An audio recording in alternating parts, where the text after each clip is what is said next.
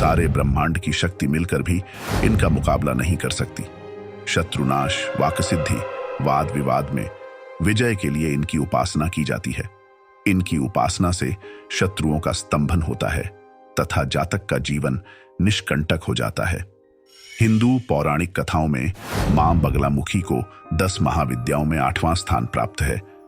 त्रेता युग में मां बगलामुखी को रावण की इष्ट देवी के रूप में भी पूजा जाता था।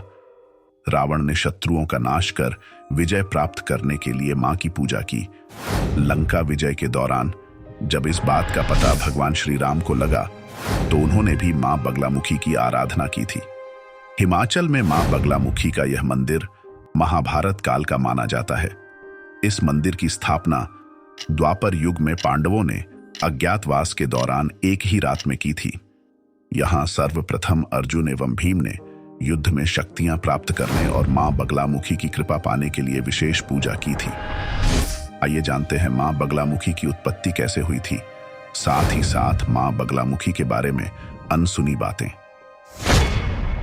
मां बगलामुखी जयंती के दिन उनकी पूजन करने वाले साधक को संसार के हर कष्ट से मुक्ति मिलती है।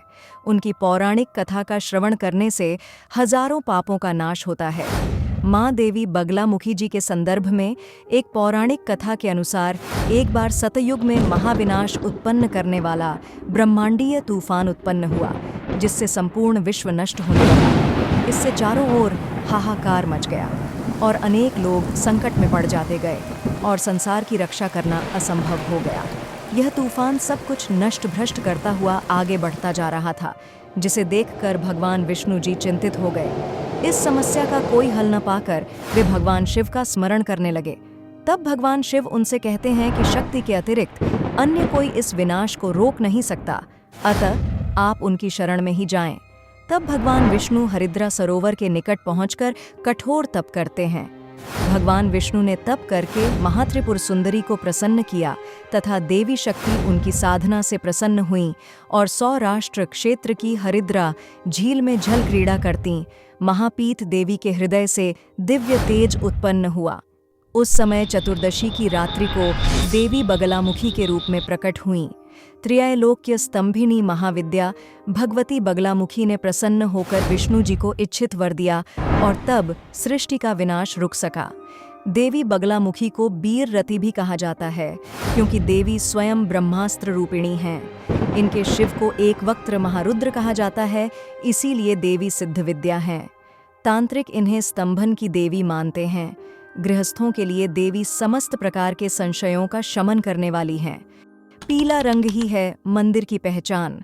मां बगलामुखी की आराधना करते समय पीले वस्त्र पहनते हैं। मंदिर की हर चीज पीले रंग की है, यहाँ तक कि वस्त्र, प्रसाद, मौली, मंदिर का रंग भी पीला है। इनके कई स्वरूप हैं। इस महाविद्या की उपासना रात्रिकाल में करने से विशेष सिद्धि प्राप्त होती है। मां बगलामुखी भक्तों के भय को दूर करके शत्रुओं और उनकी बुरी शक्तियों का नाश करती है। मंदिर में होते हैं शत्रुनाशिनी यज्ञ। शत्रुनाशिनी देवी मां बगलामुखी मंदिर में मुकदमों में फंसे लोग, पारिवारिक कलह व जमीनी विवाद को सुलझाने के लिए वाकसिद्धि, वाद विवाद में विजय, नवग्रह शांति, रिद्धि सिद्धि प्राप्ति और सर्व कष्टों के निवारण के लिए शत्रुनाश हवन करवाते हैं। इनकी उपासना से शत्रुओं का नाश होता है तथा भक्त का जीवन हर प्रकार की बाधा से मुक्त हो जाता है। बड़े से बड़े राजनेता व अभिनेता पहुंचते हैं मां के दरबार। बगलामुखी मंदिर में बड़े से बड़े नेता और फिल्मी दुनिया के अभिनेता मां के दर शीश नवा चुके हैं। राजनीति में विजय प्राप्त करने के लिए इस मंदिर में प्रथम महिला प्रधानमंत्री इंदिरा गांधी भी पूजा कर चुकी हैं। वर्ष 1977 में चुनावों में हार के बाद पूर्व पीएम इंदिरा ने मंदिर में तांत्रिक अनुष्ठान करवाया। उसके बाद वह फिर सत्ता में आईं और 1980 में देश की प्रधानमंत्री बनी। बतौर राष्ट्रपति प्रणब मुखर्जी, पीएम मोदी के बड़े भाई प्रहलाद मोदी मंदिर में पूजा कर चुके हैं।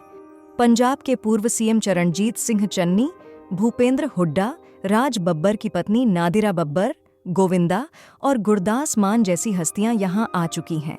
यही नहीं, मॉरीशस के प्रधानमंत्री प्रविंद जुगनाथ ने अपनी पत्नी कोबिता के साथ तांत्रिक पूजा और हवन करवाया। अभिनेत्री शिल्पा शेट्टी अपने पति के साथ मंदिर पहुंची थी और उन्होंने क्षुद्रनाशिनी यज्ञ भी यहां करवाया था।